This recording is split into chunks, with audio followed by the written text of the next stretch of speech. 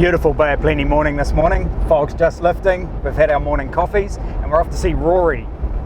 I'm really excited to see Rory's place. He bought 2.5 acres outside of town here and built a beautiful tiny house on top of a truck trailer. He then bought one of our Freedom kits, and then his mother moved on and his brother moved on, which I'm really excited about because I just love it when you have these family endeavours, because I don't know if you know it, but GridFree is a family business and I just love that side of it. So join me while we go and check it out.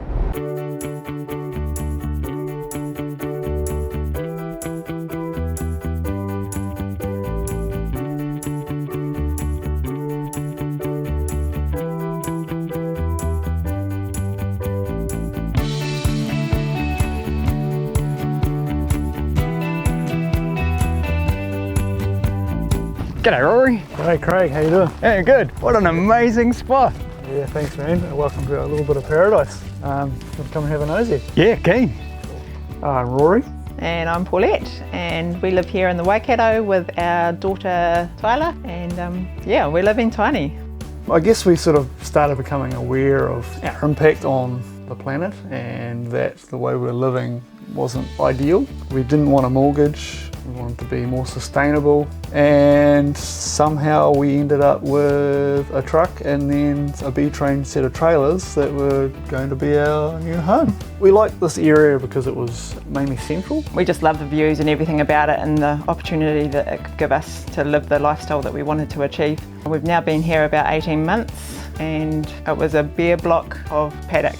And so it's been a lot of work to develop it to where it's come to now, and still a lot more, but you know, you've got to start somewhere. So this is our little bit of paradise. Down the far end there we've got Mum's place, a little tiny, and a cabin below. In front of us here we've got our Nordic inspired grill cabin. I like that. And down the hill as you came in, you probably saw my brother's place. Yep, saw that. Obviously the solar kit, 3 sets of panels there, and the solar shed just behind there. Yep. And then up the hill and around the corner we've got our glass houses and all our orchard and trees and stuff. Having the family here is actually pretty good. Mum's in a different scenario than us, you know, she had the big fancy house and decided that, nah, this isn't the way to live, and we had a piece of land here, she needed somewhere to live after she sold up, so it just worked and she loves it. And my younger brother, like he'd been trying to get on the property ladder for ages, but renting and trying to save for a home just doesn't work anymore. Yeah. He bought a little house and now he's there, and maybe he'll buy some land one day, but until then he's got somewhere he can live and we can help him out so he can save. Because we're all sort of quite like-minded now, we all gel quite well together, which is cool. And great having the ability to, you know, Tyler, our little 3-year-old, can go to Mum's for the day or for overnight. Or even for an hour, you know. Yeah. Just go and play with her for a bit. And then Ryan's got a 6-year-old daughter Mila who's here every second week. So they get to play together as well. Yeah, having Nana here is awesome for them. And she loves it as well because she gets a lot more time with her grandchildren than she usually would. And we've each got our own areas as well. So we're not in each other's faces all the time. We've got our own spaces. Cool, so this is our lounge area. I've tried to keep it sort of nice and open. Yeah. Put a heap of windows in here. Cargo nets just for storage of bean bags, just to get them off the floor and utilise the space. I like that. Yeah. It's a great idea. I love the solid wood benches in the kitchen. Yeah, they're quite neat. We're a big fan of redwood. So we found a chap in Morrinsville who had some slabs, so we got them cut up, and another mate I know did all the layers of resin on them, so they came up really cool. Yeah, they look good. The carcasses and stuff for the kitchen, all just plywood. Yep. Like plywood look, keep it nice and simple, nice and strong. Looks great. Yeah, it's come up not too bad. The shelf up the top was another addition for storage again, and Paulette's got all her preserves and stuff up the top there. Cool fireplace. Yeah, the little honey, it's a neat little fire, perfect for this size space, 15-20 minutes and it's good to go, and it's got a little oven on top as well, so if you want to bake some bread you can. Yeah, I saw that, that's quite neat, eh? Yeah, really neat feature. As far as challenges on the lifestyle, I guess we had a bit of a transition, didn't we? We kind of had a couple of years of this isn't, you know, what we were doing isn't how we want to live. So we started downsizing and get rid of stuff that we didn't want. I guess when we moved, we had to downsize again because we put everything into a container while we were building this at my mum's place. Challenges since then has probably been working out what we actually need in this space and sorting through that stuff that you have from life. Yeah, that you think you're going to need, but you don't really. And of course, we moved here with emptiness inside. So we took 6 months to get our kitchen. We were 2 months without a bathroom. I think for resources, yeah, old Bryce and his Living big in a living tiny big, house. yeah. There's such a varied range of people, different houses, different situations. Some of them are plugged in, some of them are not. So that's a really good place to start, and a lot of people have, I think. Yeah, feel free to ask people or join Facebook pages or follow YouTube channels that are along those lines, and there's information out there. People are more than willing to help, especially when they're in that situation. This comes as part of the off-grid living. It's, helping others out. So this is sort of our rumpus room / bedroom. Yeah. So down here we've kind of got some bean bags for sitting and listening to music. Stereos down there. Our bed's up here. Hey, that's cool. Looks a little bit dodgy, kind of like a floating bed, but we can just pop it down when we go to bed and pop it up. So I've got enough head clearance so you don't knock yourself out. And then just ladders up either side. You engineered that yourself, did you? Yeah. I'm not the world's best welder, but it hasn't fallen to pieces yet. And again, more redwood. Yeah. Looks great. And a spiral lock fireplace. Yes, it'll spiral lock. Yeah, that hums. Too hot sometimes. Another good reason why we put opening windows, which you can't see, but let a bit of the heat out, let it breathe, and helps in summer as well. Great. Changes to daily life. Since having our daughter, I haven't gone back to work at all. I've been volunteering a couple of mornings a week at a local organic veggie garden.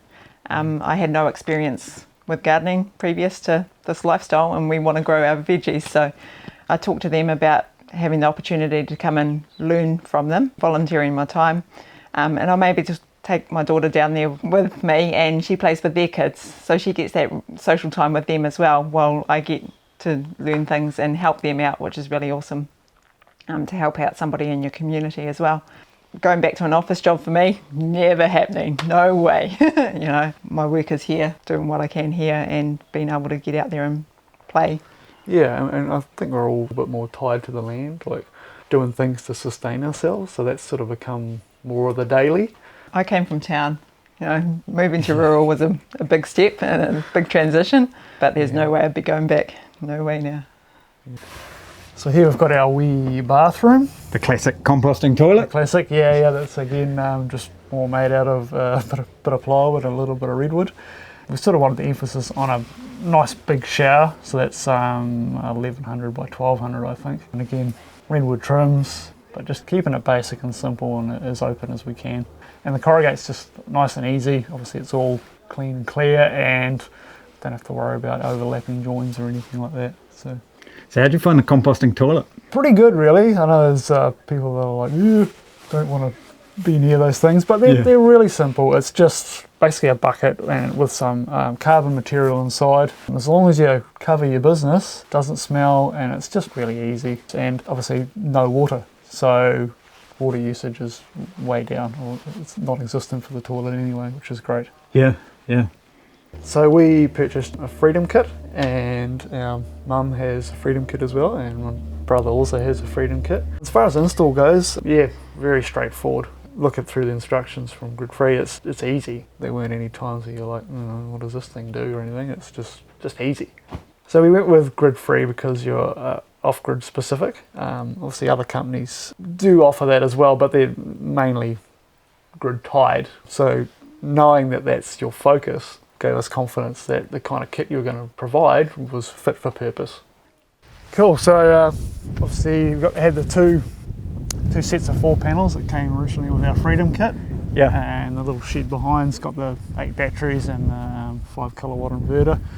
And then we thought we'll get another set of 4. Yeah, I can see the new model panels. Yeah. Shame they don't match, but that's okay. Yeah. I think our experience with GridFree has been great. I mean, it was easy to make contact and get the information we needed. Product arrived in good condition in a specified time frame. The support's been great. I have asked lots of questions, especially integration with the wind turbine, which is yet to arrive. Yeah, we couldn't really ask for better, really. Yeah. And we've already recommended it twice at least, because we've got Julie and Ryan both with the system. GridFree is definitely that company that we're recommending because it's so easy. Yeah, so this fire was just built by a local chap. Worked at a fabrication shop, so we thought it'd be a good addition for something to put in here and keep warm, and cook some food and make some pizzas maybe. Yeah, I like the tyre rim at the top there to centre the smokestack. We're try and reuse what we can, and it actually works really well as insulating from the amount of heat that comes out of the chimney. Yeah. It'd be nice on evenings, sit down here, have the fire going. Oh, it is. Got the beautiful view. Exactly. Yep. Love it. Every little project, because we've done it all ourselves, it's all just been this is awesome, that we can we've done this. We haven't got someone else to do it. It's all been us. It's not perfect, but it doesn't need to be at the end of the day. Yeah. But yeah, every little thing has been awesome, and really added to the lifestyle that we really want to live. I think the best part of being off-grid and having solar is just the freedom, both financial and physical freedom to do what we want, that we can share this with our family, our minimal footprint on the earth, and just be who we want to be, and hopefully be an inspiration to others to live this kind of life. It is possible. You can do it. Wow, what an amazing piece of paradise Rory has created here for himself and his family.